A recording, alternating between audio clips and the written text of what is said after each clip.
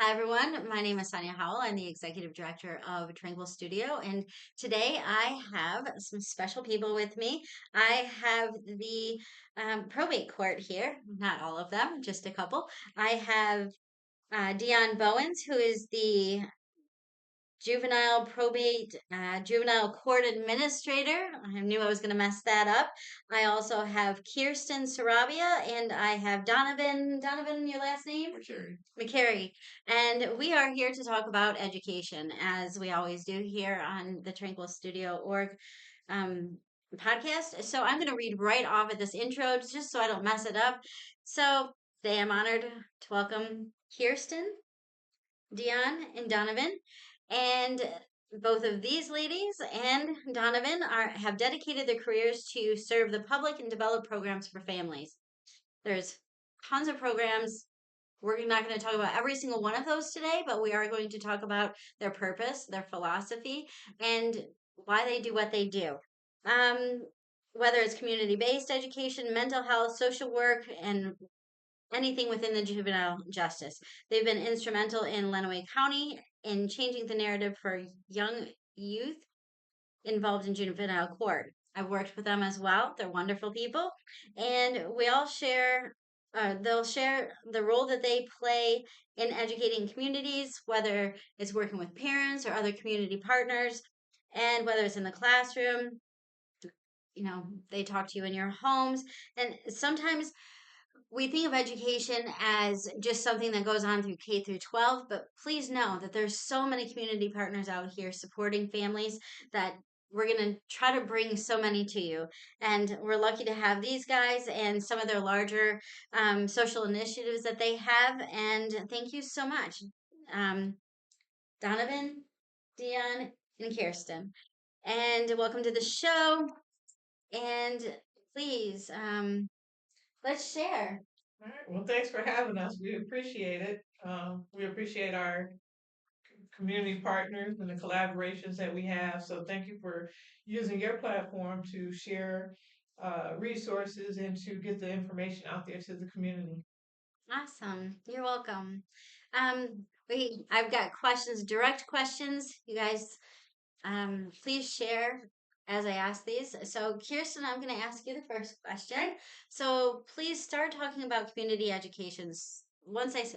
I've already said, so often we think about education in K-12 and that those, you know, ISDs or, the local school districts that they cover everything for us. But please share, what do you guys have? What do you guys appreciate doing and what programs do you have?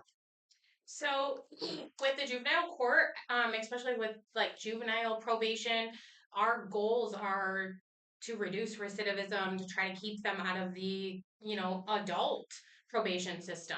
And so the education is a huge component, especially for the juveniles, as we're trying to reduce the recidivism and increase like their knowledge of different areas that maybe weren't normalized to them during their childhood. So with you, Sonia, coming in, it's made a huge difference. We're just starting to get referrals rolling to you, but there's various areas that now not only can we have these kids do work with various community partners that are maybe the therapists to do individual counseling or some family counseling, but the education piece just plays that extra role. It allows another set of professional eyes to work with the youth and work with the family and really be able to tailor to their specific circumstances. Just for example, if one of my youth is having an issue with maybe using substances, there is a education course that you're offering and working with for that family. So it can kind of talk to them about some of the risks and some of the consequences of using and maybe allow them to actually open their eyes into, some of the things that they're ingesting and how that's affecting their day-to-day living. It just, like I said, allows for another adult and another professional to get their eyes and hands on that situation and hopefully be able to provide them with additional information that could, reduce that harm for them and that family. Yeah, and I'm really excited to start that. Yeah. It's going well so far. You had put in, I appreciate you guys providing notes so I can make sure that we talk about everything. You mentioned the substance and mental health. What about current trauma, basic life skills? And then we were talking about the LGBTQ community and educating. Like, let's talk a little bit more about like all the different ones. So if we could talk about current trauma, housing help, basic life skills, like what are you guys wanting? What are you guys looking for? And what are you guys already providing? So we have a lot of different avenues that we can take throughout the court. My supervisor, Miss Bowens, has been able to kind of create community partnerships where we've been able to get our name out there of what we're looking for and then allow many different um, professionals to come to a table. So we have, whether it's monthly or bi-monthly, quarterly, just depending on everybody's circumstances and holiday schedules and things, we come together at very minimum once a quarter, but we shoot for, every other month or monthly. And all of these people come to the table to be able to offer the services. So when it comes to housing help, we have somebody that is a direct representative of housing help, and they come to this meeting and they'll be able to exchange their contact information and explain a little bit what they do, but then also be able to give us a referral process. So then it kind of triggers a light bulb for us if we have a family that's struggling, and maybe that's the biggest issue. Maybe, this kid has been in trouble for being out past curfew or maybe stealing from a store, but maybe we don't know the depths of what's happening there. And maybe a lot of that pressure is the pressure of not having a place to live. So when we have this partner come to the table and be able to say, actually, that's my expertise. And if they're 17, that's even better. We can help them, through this. So whether it's the housing help, whether it's a Michigan Works, somebody that's helping with employment opportunities, there are various different things, not necessarily that the court is offering, but people within the community that the court is partnering with to be able to cover this broad array of potential areas of need or even risk. But ultimately, we don't want to get to the position where that family is already in a bad situation. We're trying to be proactive with these families and set them up with these resources and referrals prior to it, going extremely downhill. So the court definitely has many different people that we're contracted with or that we give referrals to. But every time we have a new community partners meeting, it seems like there's always a new face. So there's more people throughout Lenawee County that look forward to these meetings to be able to come to the table and show what they have to offer. I won't share my age, but I've lived in Lenawee County, in Adrian specifically, my entire life. And before these community partners meetings, there were some agencies and professionals that I had no idea even existed. So having that meeting where we're able to see all of the options that our community has, we complain a lot about limited resources, and sometimes I think it's just a lack of knowing what resources are actually available. And you were mentioning what really strikes me about these community meetings is what I've noticed is the soft handoffs of families needing support and the connections. It's now becoming more of a soft handoff instead of just an email. It's more for personable. yeah. It was Correct. intentionally done that way, Sonia, to make sure that the connections are meaningful and that we're not duplicating services. Leaders are talking to one another, not at each other, and that we are aligning services that really have greater impact on the family as a whole. So that way, the whole hope was to do the relationship mapping when I first got to Lenawee County and find out who's who, who's doing what, how can we collaborate, how can we, do this work collectively, because we all understand that one organization can't do it alone. And so taking that approach has really been very meaningful to our community and to the same community providers that provide services to families of youth. And the whole goal is to focus on the social determinants of health, as Kirstin has outlined already, and just be able to, connect people in a meaningful way when you're making a referral. It's more than I'm sending this paper. Hey, you talk to Cindy over here at such and such, or you go see Therese over there, or you go see Sonia over here, and you're making those connections, and you're kind of not hand holding, but walking alongside of them. And I think that it creates greater impact and it's more meaningful. And I'm really proud of that. And I'm just really pleased, as Kirstin said, every time we go to the table, there's someone else there. And as of right now, we have 17 organizations that get together and that are in open communication so we can support each other in this work and we can better collaborate to have a greater impact in Lenawee County. And just to let you know what the parents' feedback has been, is that before, so there's repeat parents, of course, but before, what I've observed was that I would get a list of what everyone was supposed to do, and it was their responsibility to do cold calls to these organizations and try to schedule maybe those 18 things that they have to do. And they were scared already because of the situation they were in, and for them to get all the way through those 18 people that they have to call to make a contact, there was comments before that were said, they're full adults, they should have been doing this already, it's on them. But that's not what's going on now. Right. And it seems to be much more effective. So I want to let the couple parents that I've talked with, they're really appreciative of this because they were having challenges earlier when their children were earlier. Now their children are older, they're still having the challenges, so we're able to go back and help those families that weren't getting the help that they needed necessarily before because they were so scared. So they're able to achieve some of those goals again. So let me go to the next question. This one's Dionne.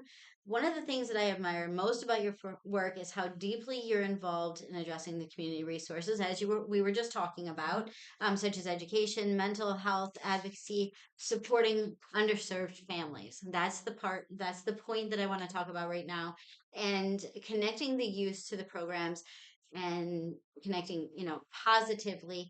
Can you tell us about the work you've done and why it's so crucial in today's element? We've already talked about, bringing everyone together, but could you please talk about a little bit more about the mapping and some of the outcomes that you've observed? Since we already know what the mapping is, what do you see in your position?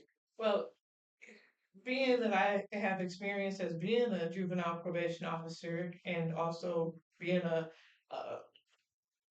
underserved kid myself in my youth, it was obvious to me that we couldn't just do our work outside of our office. We had to go into the community, and in order for us to reach the youth where they are and the families, that we have to go to them. That we can't always be suited and booted in the office where we're having limited impact, right? So one thing that I'm very pleased and proud of is the work that juvenile court and our community partners do collectively to get out in the community. I know we've increased our capacity and our reach just within the juvenile court because my team gets out. They're out in the schools, they will show up at games, they will show up at the county fair, they will go to homes, they will go to a kid's football game, they will, wherever the kids are, that's where you're going to find my team. They come to our office, but they also see us out in the community, and then it's not as odd. And I think that changes the narrative for our kids because it shows them that we care. When we show up at their school and we show up in the places where they tell us about, things that they have going on in their lives, and we show up there, it's not odd if they're waiting on us at a restaurant or, they see us at one of their games cheering them on. It's the connections. And for me, people are wired and inspired by stories, right?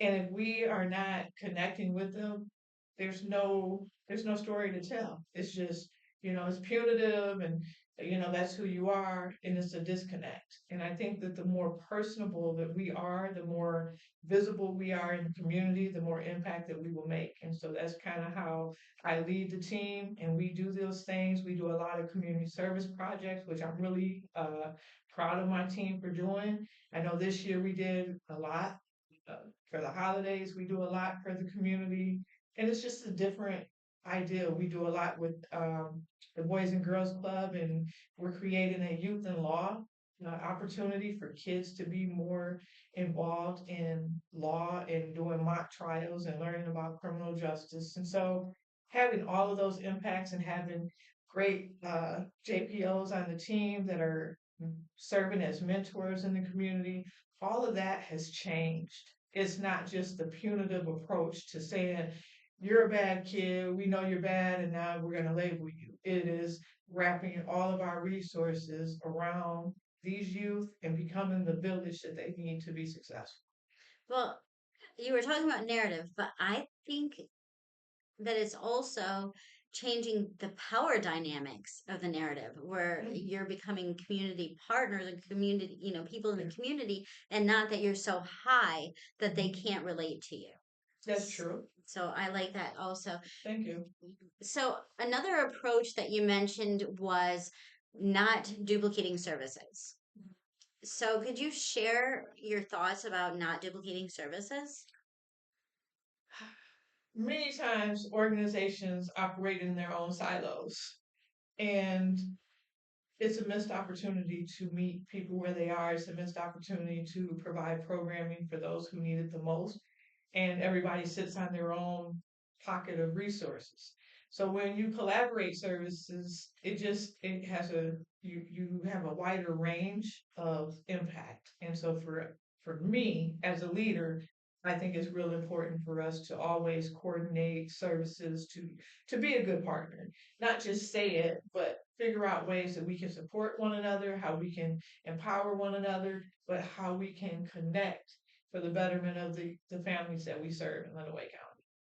One conversation that we had, leading off of that, one conversation we had was having people team up to work with individuals. Maybe you have an educator and maybe you have a therapist, and maybe they can use both of their talents on the same client and not duplicate the services as far as having them go 1 hour over here on Tuesday and 1 hour over here on Thursday, but having it more of, all of the stakeholders with the juvenile plus the therapist plus the educator all talking to each other with the parent and the course, so they have their goals and they know what their goals are and they work on those goals, but not at 5 different hours throughout the week, that everyone can combine and try to work on things together. And I do appreciate that. Thank you. Kirstin, we're back to you. So I'm going to ask this one. What advice would you give them for making an impact in their own communities? As far as either families or as far as other community partners, or what do you think about both of them? What advice can you give to them? Families, community partners, the court, everybody, the best advice I can give is just get involved. Excuse me.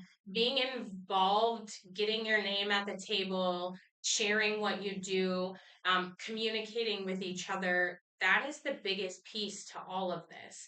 And having a lot of different services for one family is extremely overwhelming. So there could be a multitude of concerns or a multitude of areas of risk or need that maybe need to be addressed. However, just throwing multiple things, like you said, one appointment on a Tuesday here, one appointment on a Thursday here. So for the family, not only just the youth, but anybody that is involved in that household needs to be able to play a role along with all of the professionals. So sometimes with my caseload, like, if we have 3, 4, 5 different service providers that are involved with this family, we may call like adult meetings and have the professionals and the parents come together to the table. Some meetings may just require just the professionals before we meet with the family to make sure that we're all on the same page. Having those face-to-face meetings with each other all together, staying involved to ensure that we're all on the same page, we all have the same goals, we're keeping up with the same expectations. All of those things are extremely important. So my best advice to community partners, if you're not at our table with the court already, I would suggest you reaching out to my supervisor, reaching out to the court to try to get involved with that table. If you have something to offer for a family, for a youth, anything that you want to be recognized for, I would highly suggest that you become a part of that team, that networking team. And as a parent, try to utilize the court. You know, when I first meet my families all the time, unfortunately, sometimes a lot of the families that we work with have a negative connotation with the court, the system, the courthouse, even. That's because of how it used to be. Exactly. So I, hence I have a sweatshirt and jeans on today. You know, I don't want to try to be above or be more than. I want these families to understand that I am not a bad guy here. The court is not a bad guy here. We will be if you need us to be. But the point of the matter is I'm an additional advocate for you. I am an additional support for you and your family. I'm the voice that can help be of reason to help connect all of these pieces, to go to a school meeting and be able to advocate for this youth, to be able to meet with the therapist and say, I'm confused about things, not negating some of the things that the youth or the therapist may be saying, but just ensuring that the youth, I've built that rapport enough to where they trust me and then they want to continue to get involved with these services.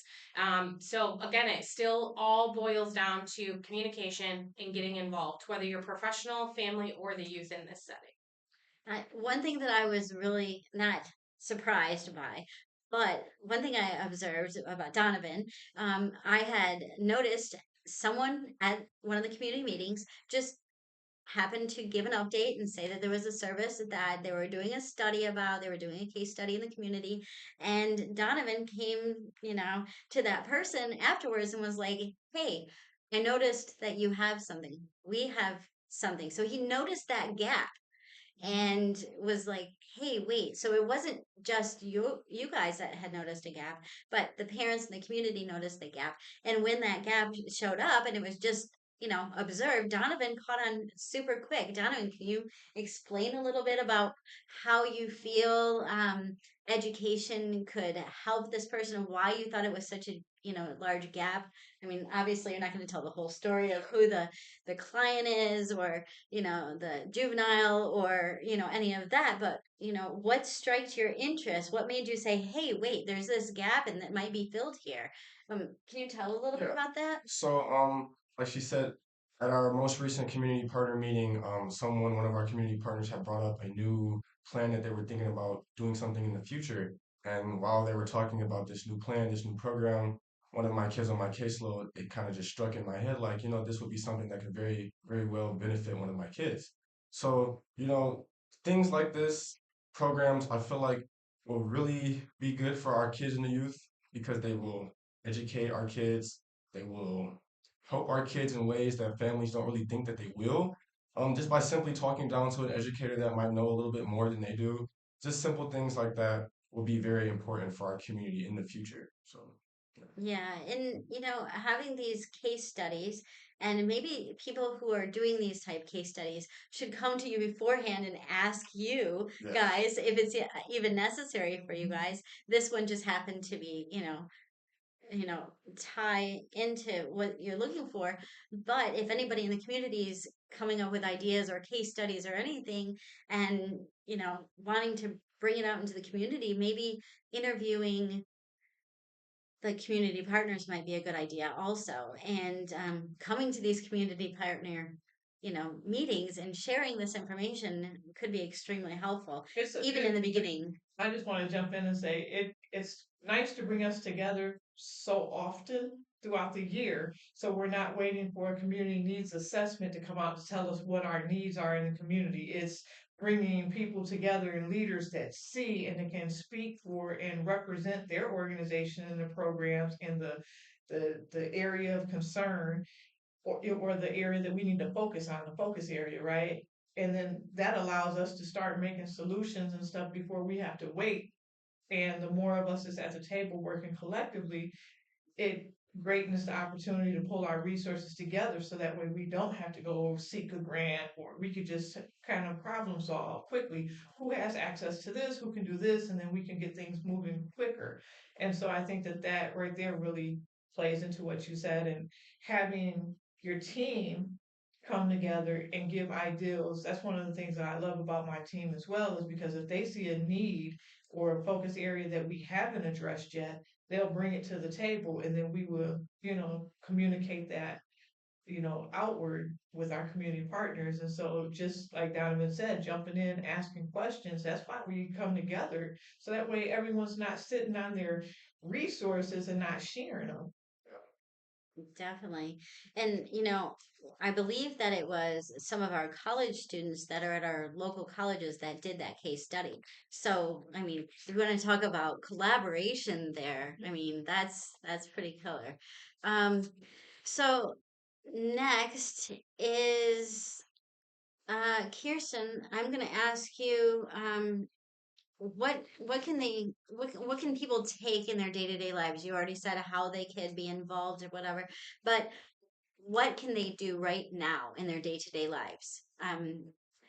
Parents, let's say, what can parents do? Can parents reach out to the courts looking for support, or what would that process look like for a parent if they did have a juvenile that was in trouble but not that far in trouble yet? Yeah, 100%. I mean, the whole point is for us to, again, be proactive instead of reactive. So, the court can always be utilized as a resource, whether you actually have a youth involved in the system or not.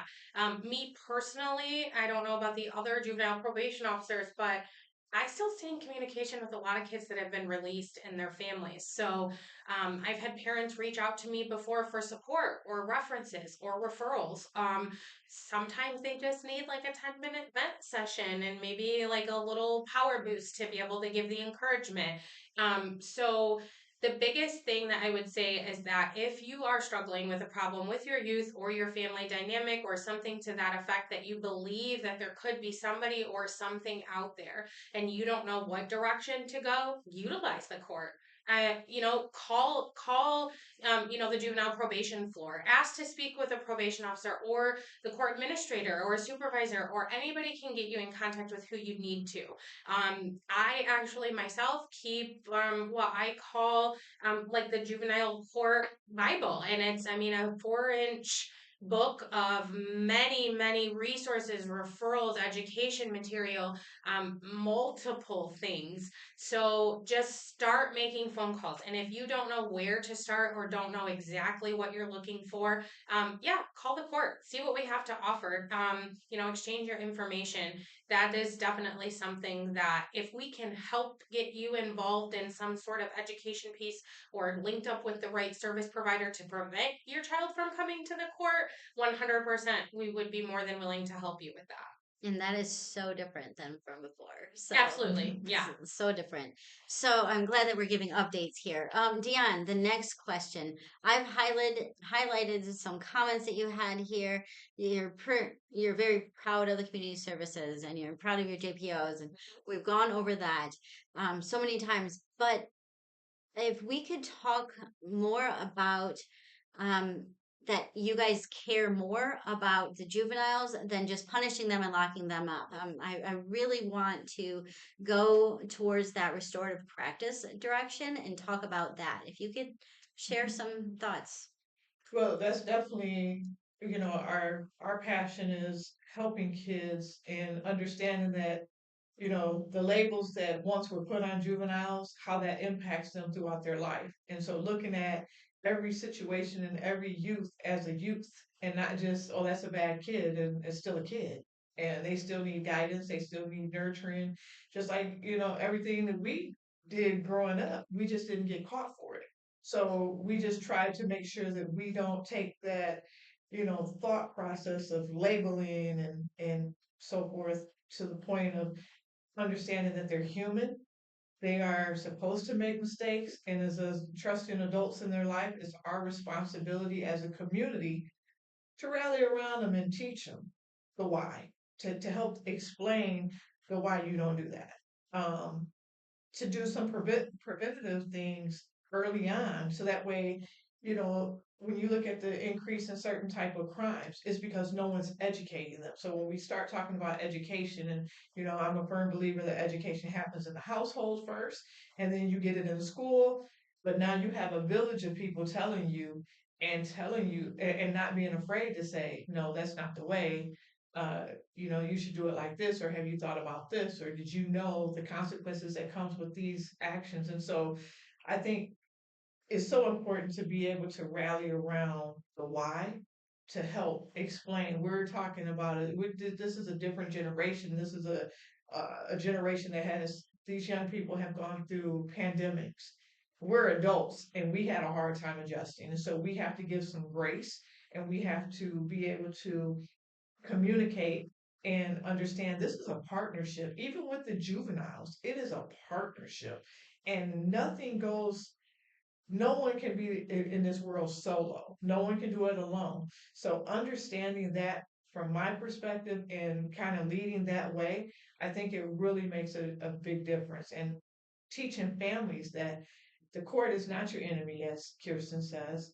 We are a community partner to families, and that it only works if we are working together. We are not out to get anyone. We are like, we don't want to see anyone locked up. However, that's the reality, and sometimes that's the choice that uh, results in that. Sometimes that happens, that outcome happens. But all in all, it's just about being present, being involved, being committed, and understanding. Like we're all humans at the end of the day. We all fall short, and everybody needs a helping hand sometimes. And so leading that way, I think, is leading this work in a different direction, and it is changing the narrative from, there was a disconnect just years ago with criminal justice and in the community, and we're trying to bridge that gap because it is a partnership.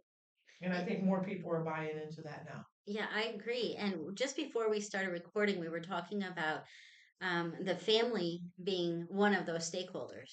It's not just the juvenile solo sitting there. You take this punishment, you take this education, you take this therapy. It's more so, hey, this is a family dynamic. You use the word dynamic, you use the word family, and we were just talking about that. So I think, this is all coming together, that this is helping the family. And we can say that it's juvenile education or it's juvenile probation, but you guys are not only singling out just the child, you have broadened it so much that it's working with the entire family. It is. So much that when a juvenile who is court ordered to come to something, the parents should be expecting that they're going to be participating, especially up in the front when we're trying to figure out, excuse me, what all's going on. Because we're not just looking at, you're a bad child, you need to change, and this is how you're going to change, while the parents are still continuing to do the same things the same ways. Right. So I appreciate you guys coming in, and I appreciate everything you guys do, and I appreciate being partners with you. And thanks, Donovan. Thanks, Dionne. Thanks, Kirstin. And until next time, have a great day. Thanks, Thank you. guys. Thank Thank you. you.